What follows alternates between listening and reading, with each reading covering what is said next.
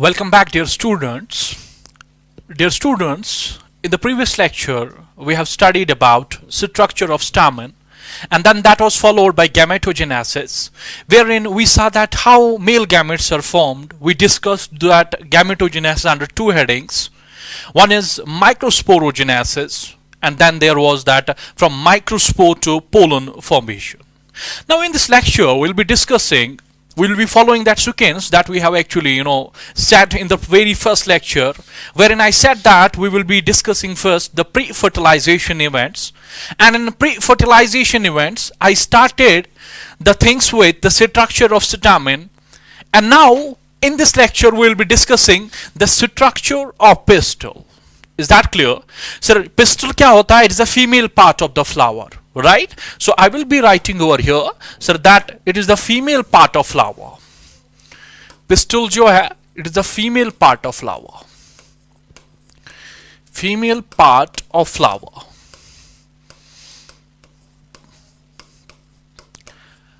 And इसका जो whorl है, its whorl, that is gynoecium, isn't? We said that flower is having four whorls. One was calyx, corolla, then androecium and gynoecium, right? And the gynoecium जो whorl है इसके flower का, उसके जो individual members हैं बेटे वो pistil कहलाते हैं. And this pistil is basically the female part of the flower. Is that clear? Now let's have the structure बेटे. इसके structure को देखते हैं कि इसका कैसा structure आता है. इसका pistil का देख लीजिएगा यहां पे बेटे.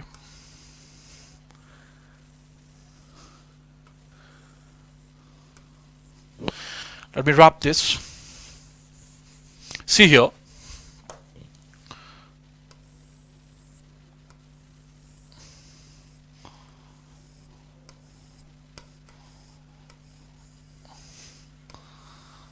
Now this is basically the structure of pistil. Right इस पिस्टल के तीन पार्ट्स होते हैं बेटे. एक तो है अपर वाला, ये वाला रीजन बेटे, ये वाला रीजन, ये this is called as stigma. What we call this? Sir this is called as stigma, right. इसका दूसरा पार्ट जो है बेटे, ये वाला हिस्सा यानी जो नेक वाला है कि नहीं, hollow part, this is called as style. And it's having that lower bulged part as well, what we call as, this is called as ovary. Alright, we said कि pistil जो है सर, इस pistil के तीन parts, stigma हुआ, style हुआ और ovary हुए. ठीक, अगर stigma देखोगे, it is the landing platform for pollens. Landing platform for pollens.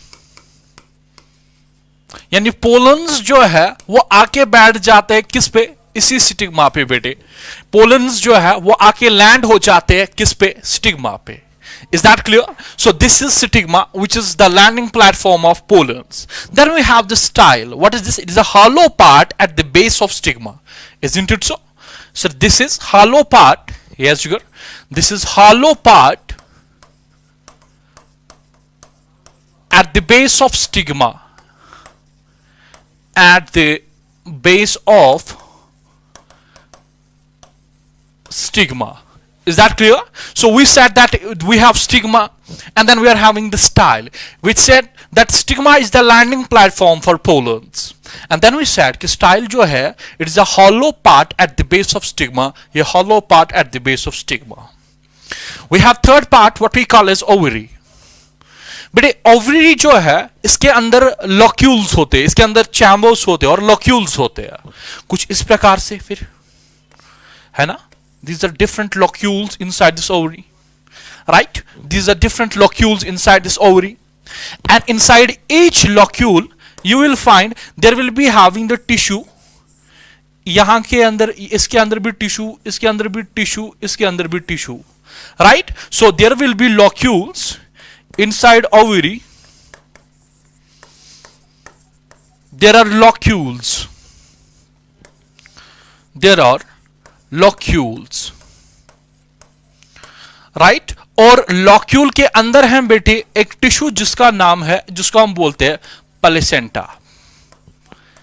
ठीक, यानी ये जो है ये टिश्यू बेटे यही कहलाता है placenta.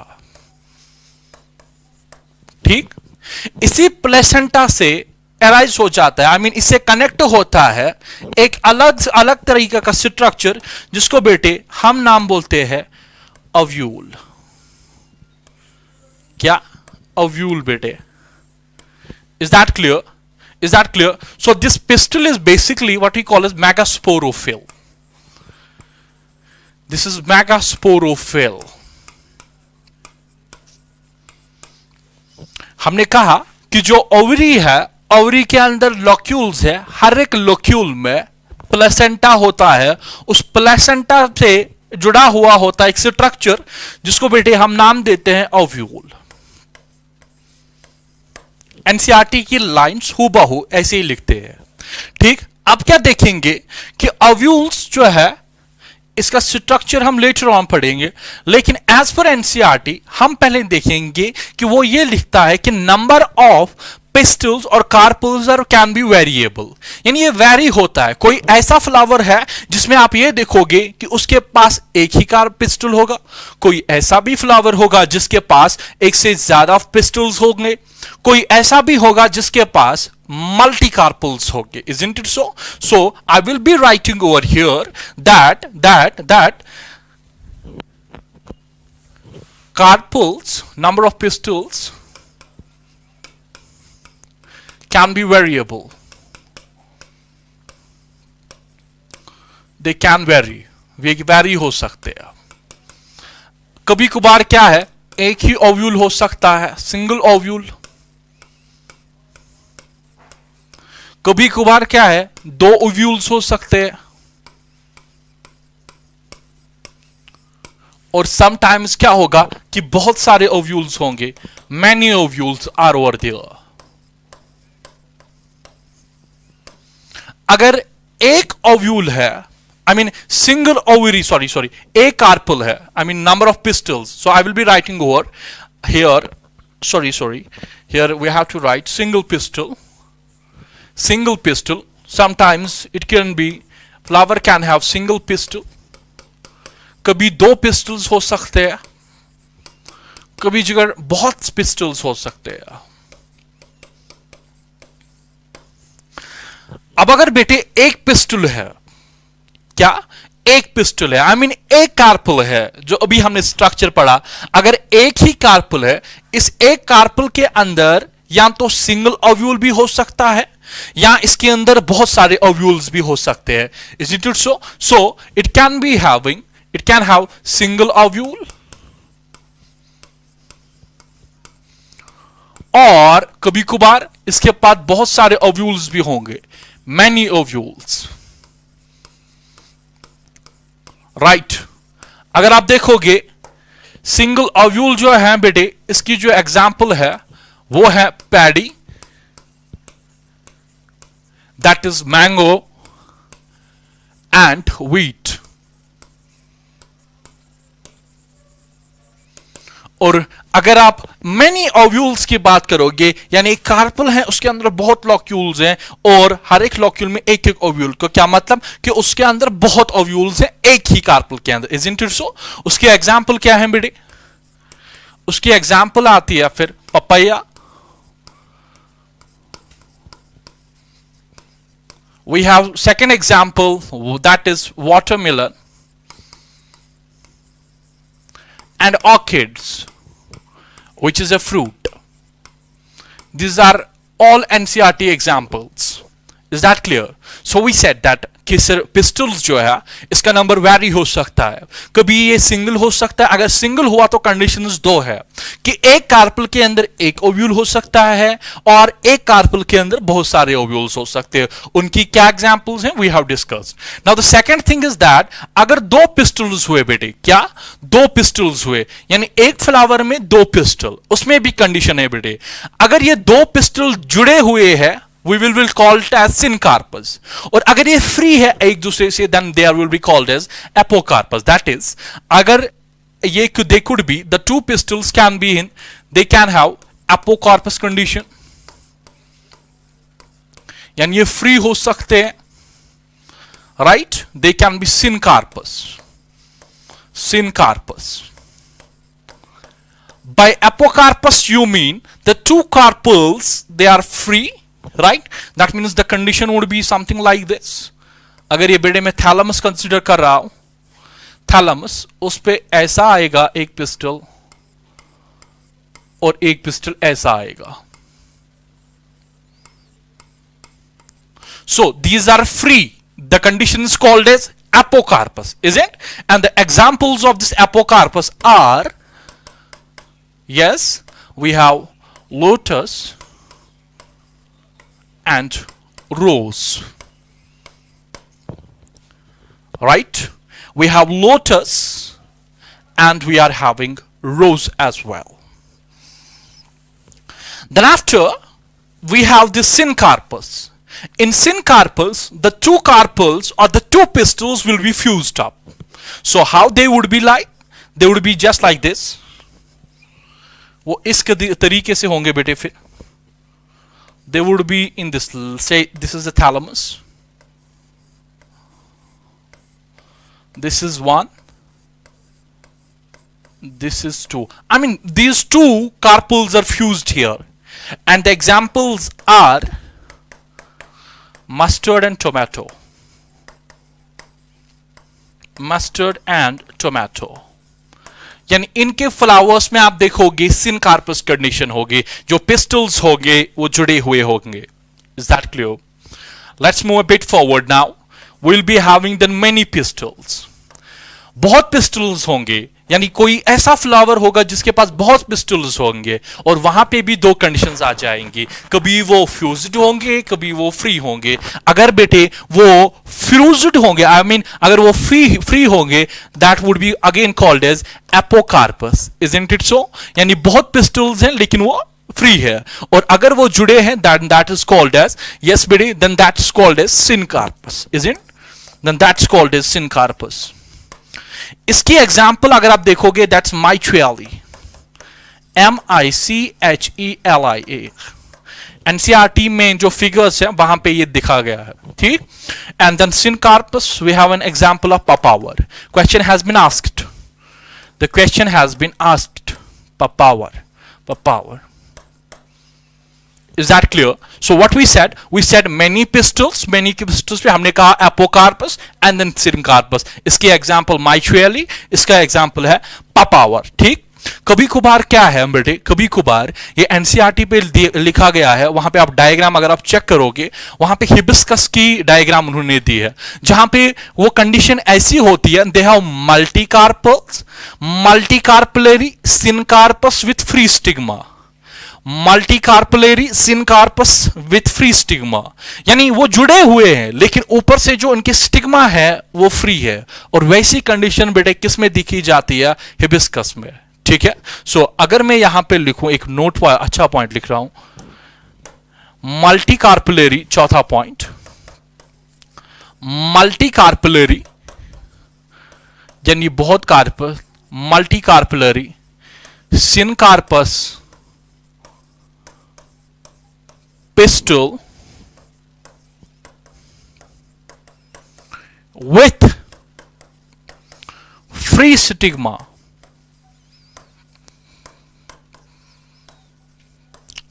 Right? Multicarpellary syncarpus pistil with free stigma. बेटे ये कंडीशन किस में देखी जाती है? हिबिस्कस में. It is very important from examination point of view. NEET के लिए यहां से क्वेश्चन आना, it's very important, it's very certain कि यहां से क्वेश्चन बन सकता है. Is that clear? So we saw that the number of pistils जो है दे वेरी हो सकते हैं, ठीक. And we saw that how they vary, कभी एक होगा, कभी दो, कभी बहुत ज्यादा, और कभी वो फ्री होंगे, कभी वो फ्यूज्ड होंगे, right. We also saw that there is multicarpellary syncarpus pistil with free stigma condition as well, which is found in case of hibiscus. Isn't it so? Let's move a bit forward. Now we will see हम यहां पे क्या करेंगे, हम structure लेंगे बेटे ovule का. Is that clear? So we will take ovule, that is ovule. megasporangia, right?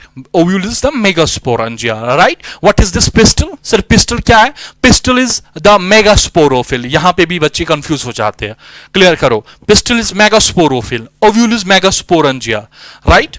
और जो गैमेटोफाइट की बात करोगे, फीमेल गैमेटोफाइट की बात, वो होता है इसमें एम्ब्रियो सैक. Is that? वो देखेंगे आगे, देख लीजिएगा. Now we will be having the heading will be now that is structure of ovule.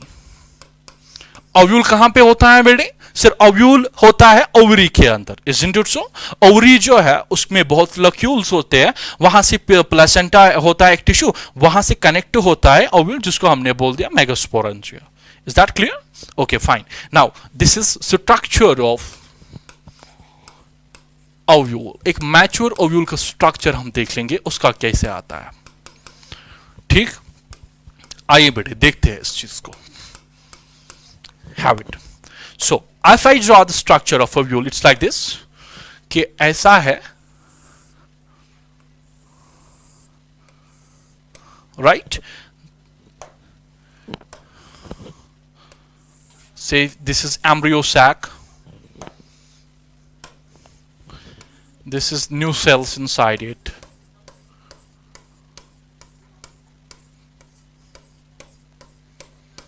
right?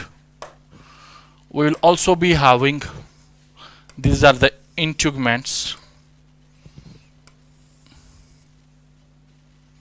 I mean, right? These are the integuments, right? These are integuments, and this is the stalk, and it's connected at bottom. It's connected to what we call as placenta, right? So this is, I can say, the structure of ovule, right? This is the structure of ovule. हमने कहा कि जो ovule है, ovule वो जुड़ा हुआ होता है एक टिश्यू के साथ, जिसको हमने नाम दिया था प्लेसेंटा. ठीक, ये स्टाक आप देख रहे हो, ये पूरा ओव्यूल है. ये वाला यहां से लेकर यहां तक, ये कहलाता है बॉडी ऑफ ओव्यूल. ये जो है ये स्टाक होता है, जिससे जुड़ा होता है ओव्यूल प्लासेंटा के साथ. ठीक है बेटे? सो ये वाला जो है, आई मीन जो ये वाला पार्ट है बेटे,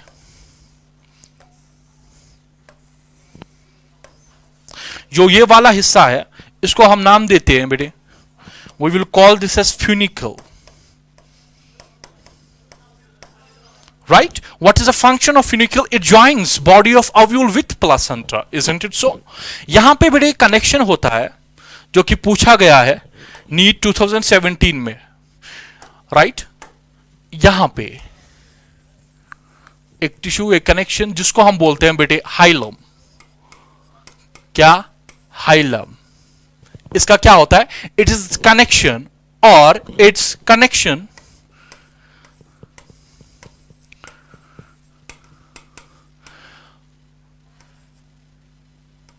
between body of ovule and funicle, body of ovule and funicle. What? This hilum, right? Now there is this region where from the integuments will arise, and that region where from the integuments will arise, that is called as claza, isn't? And this claza lies opposite to micropyle. Okay, so we are having now this region. इस reason को बेटे हम नाम देते हैं क्लासा. इसको अगर हम नाम देते हैं क्लासा, राइट? मैं इसको इस कलर से लिख देता हूं. दिस इज कॉल्ड एज क्लासा. नाउ दीज ये जो यहां से है, ये जो है ये ब्लू से, these are called as integuments.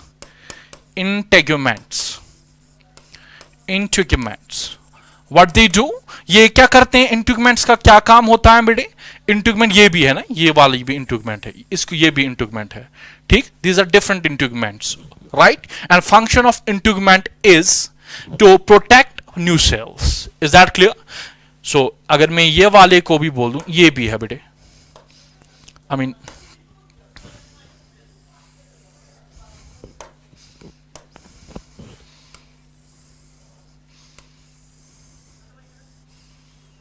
ये जो है बेटे, ये सारी चीजें जो है ये कहलाती है, ये जो ये वाले कलर से, this called as integuments. Now what is the function of integuments? They protect nucellus. ये फंक्शन इनका क्या है? Protect nucellus. Right? Now integuments can be one in number, they can be two in number. If one in number, then that ovule is called as unitechnic ovule, right? If they are two in number, then that ovule is bitechnic ovule, isn't it so? Now this integuments के inside जो है बेटा, इनके inside जो है, ये वाली cells जो मैंने बना दी है, this is called as nucellus. Nucellus. What is nucellus? It is the mass of cells. It is the mass of cells. Mass of cells rich in food materials, which are food reserve, rich in food reserve. अगर ये food reserve में rich है, सो ये nutrition provide करते हैं बीच वाले structure जो कि एम्ब्रियो सैक कहलाता है, जो कि फीमेल गैमेटोफाइट कहलाता है बेटे. Is that clear? So we can say provide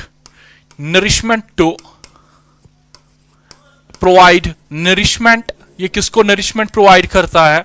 to embryo sac बच्चे. इज दैट क्लियर जिगर?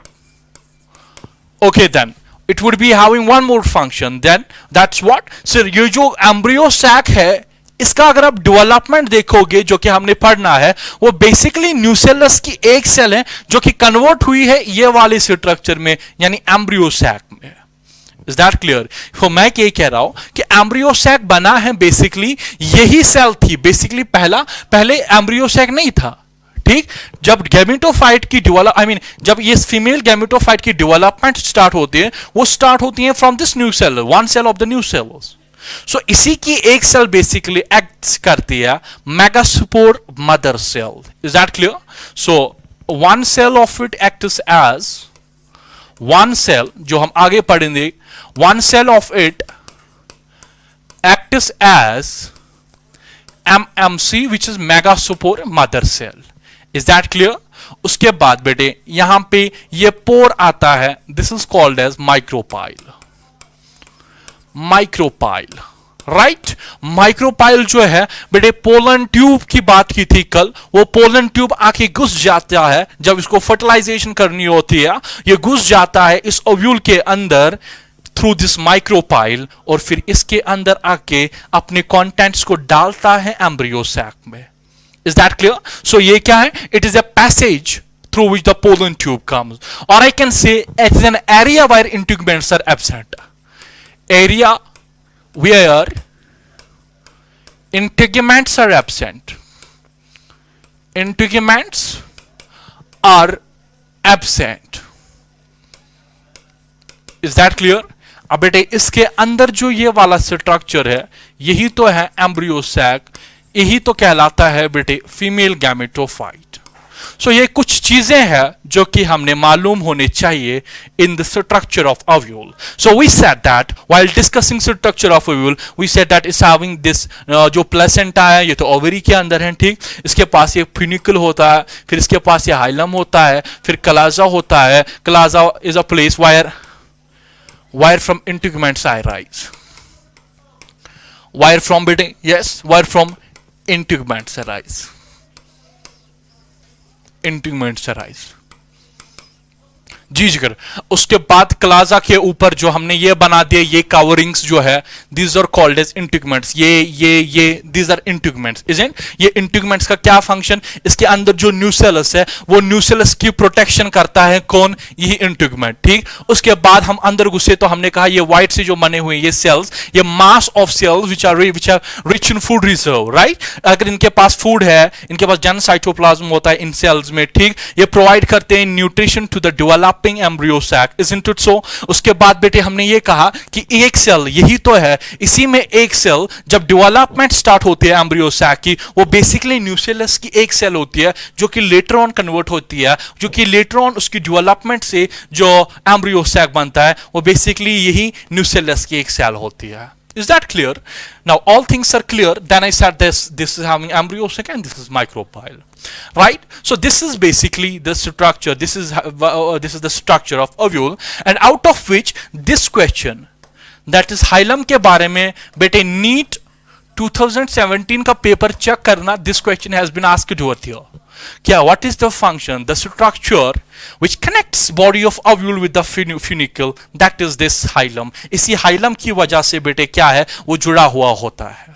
Is that clear? This question has been asked in NEET 2017. So this becomes very important again. Isn't it so? So अभी तक हमने जो ये पढ़ा ये भी इंपॉर्टेंट है नीट के लिए क्योंकि एग्जाम्पल्स आ रही हैं, ठीक, और ये भी इंपॉर्टेंट है क्योंकि स्ट्रक्चर में कुछ भी पूछा जा सकता है and any time. Let's move a bit forward. We will be having now different types of ovules. ऐसा है कि ये जो ओव्यूल मैंने बनाया था बेटे इसको बोलते हैं ऑर्थोट्रॉप्स ओव्यूल. अब ओव्यूल जो है इसकी different, you know, it can exist in different shapes. कभी कभार क्या है इसकी 6 टाइप्स हमने पढ़ने हैं. अगर ये स्ट्रेट ऐसे आ रहा है जैसे हमने बनाया इसको बोलते हैं ऑर्थोट्रॉप्स ओव्यूल, और अगर ये ऐसे आ रहा है यानी इन्वर्टेड आ रहा है ऐसे करके then it's called anatropous ovule.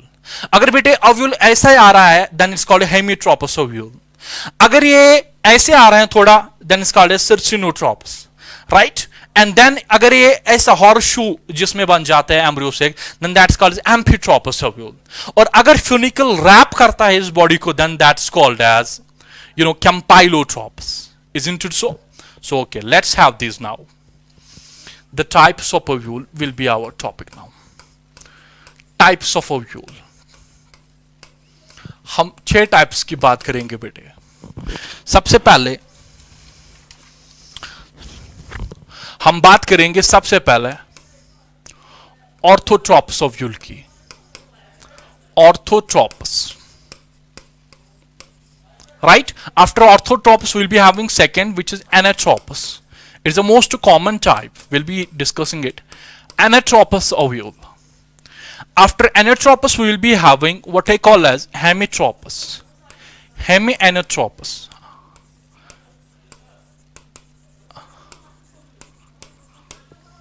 Then fourth I would be having what I call as this, that is called as campylotrops.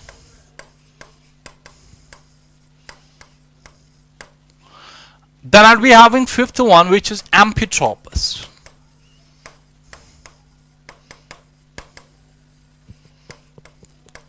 And after amphitropous I'll be having the sixth one which is sarcinotropous.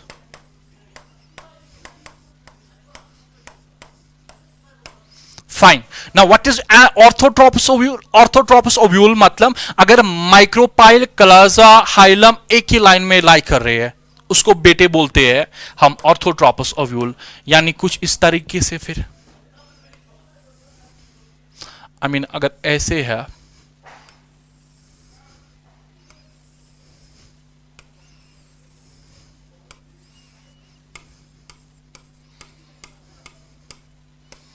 It is like that. हाँ ठीक, यहां पे micropyle है, right, यहां पे कलाजा है, यहां पे फिनिकल है, यानी ये एक ही लाइन में लाई कर रहे हैं. They are lying in a straight line. ठीक, उस कंडीशन को बोलते हैं ऑर्थोट्रोपस ओव्यूल. ये जनरली हमें कहां देखने को मिलेगा? जिम्नोस्पर्म्स में. This is mostly found, this condition is mostly found in gymnosperms. ये जिम्नोस्पर्म्स में ये तरह का ओव्यूल ज्यादा पाया जाता है. बड़े दूसरा है जिसको हम बोलेंगे this is called as anatropous ovule.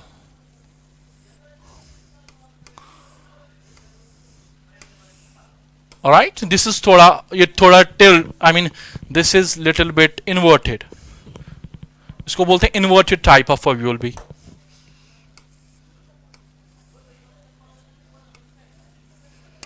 Right, this is inverted type of ovule. You see, यहां पे जो हाइलम है और माइक्रोपाइल है they like close to each other. अगर आपसे ये पूछा जाएगा कि हाइलम और माइक्रोपाइल किसमें क्लोजली अटैच है, यानी किसमें क्लोजली वो है, आप कहोगे एनाट्रोपस ओव्यूल में. ठीक, दूसरा ये it's a most common type. इसके बारे में लिखते हैं बेटे, कहां लिखते हैं? यहां. एक तो है मोस्ट कॉमन, तकरीबन 80% एंजियोस्पर्म्स में यही है most common type, it's the most common type of ovule. दूसरा हम लिखेंगे इट इज इन्वर्टेड ओव्यूल। तीसरा हम इसके बारे में लिखेंगे वो ये कि हाइलम एंड माइक्रोपाइल क्लोज होते हैं। ये देखो यहां पे ये माइक्रोपाइल है, यहां पे मानो कि बेटे ये माइक्रोपाइल है, हुआ ना, दिस इज माइक्रोपाइल, और यहां पे आप देखो हाइलम है। सो हाइलम और माइक्रोपाइल क्या है, they are very close to each other, right. So hilum and micropyle close to each other,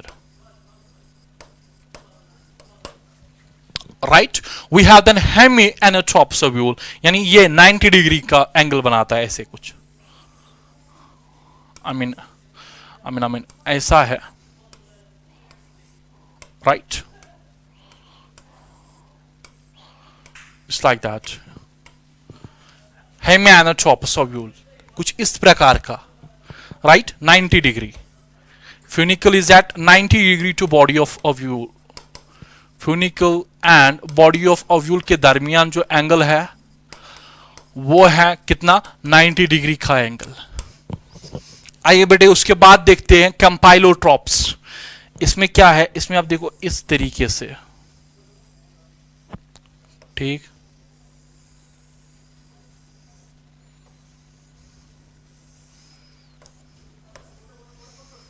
जो इंटीग्यूमेंट का ये जो टिप है ये थोड़ा बहुत डाउनवर्ड्स है, ठीक, this called campylotropous. Then we have amphitropous ovule. इसमें क्या हॉर्सशू शेप्ड एम्ब्रियो सैक होता है, यानी इसमें एम्ब्रियो सैक जो है ये मानो कि एम्ब्रियो से इसमें थोड़ा बैंड होता है, राइट, ये प्रकार का। इन द सिमिलर वे इसकी जो बॉडी है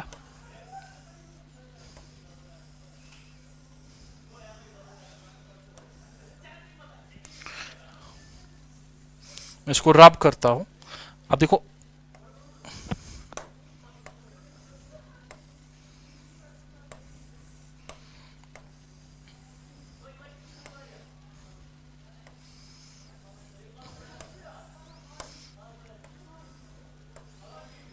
ठीक। Now this is called as this type of ovule, जिसमें जो हॉर्सशू है इसमें बैंड होता है, बॉडी ऑफ ओव्यूल को भी बैंड होता है, एम्ब्रियो सैक को भी बैंड होता है, और इस तरह के ओव्यूल को हम नाम देते हैं एम्फिट्रोपस ओव्यूल। एम्फिट्रोपस ओव्यूल में क्या है, horseshoe shaped embryo sac, shoe shaped embryo sac. Is that clear? So इसमें हॉर्सशू शेप्ड एम्ब्रियो सैक होता है बेटे, ये है ना एम्ब्रियो सैक, यहां पे देखो ये एम्ब्रियो सैक हुआ, right, this is horseshoe shaped embryo sac. Is that clear? This is the case of amphitropous ovule. Now come here, which is Cercinotropous ovule. इसमें क्या है, जो फ्यूनिकल होता है वो कवर करता है, वो रैप होता है around the body of ovule. Is that clear? अगर ये फ्यूनिकल है, ये फ्यूनिकल ऐसे करेगा और ऐसे बेटे आता है फिर ओव्यूल का structure. Is that clear now? I mean यहां पे इसको बनाता हूं,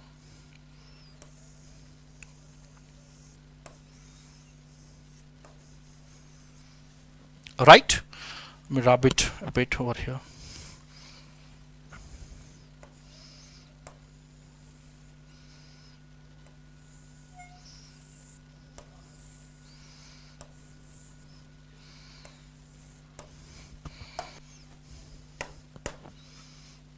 Now this is called as Cercinotropous ovule.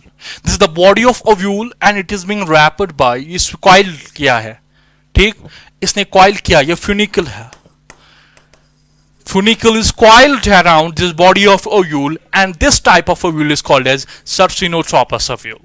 So we said that कि ovule जो है मेगास्पोरेंजिया जो है बेटा इसके 6 टाइप्स है, एक तो है ऑर्थोट्रोपस, फिर है एनाट्रोपस, फिर है हेमिएनाट्रोपस, फिर है कैम्पाइलोट्रोपस, राइट, उसके बाद कैम्पाइलोट्रोपस के बाद एम्फिट्रोपस है और फिर सर्चिनोट्रोपस है, ठीक। इंपॉर्टेंट सोचना क्या है, एक तो ये पूछा जाता है अक्सर एग्जाम्स में, एक तो ये पूछा जाता है कि वो कौन सा ओव्यूल है जिसमें क्लाजा, माइक्रोपाइल और फ्यूनिकल एक ही लाइन में आता है, ऑर्थोट्रोपस ओव्यूल।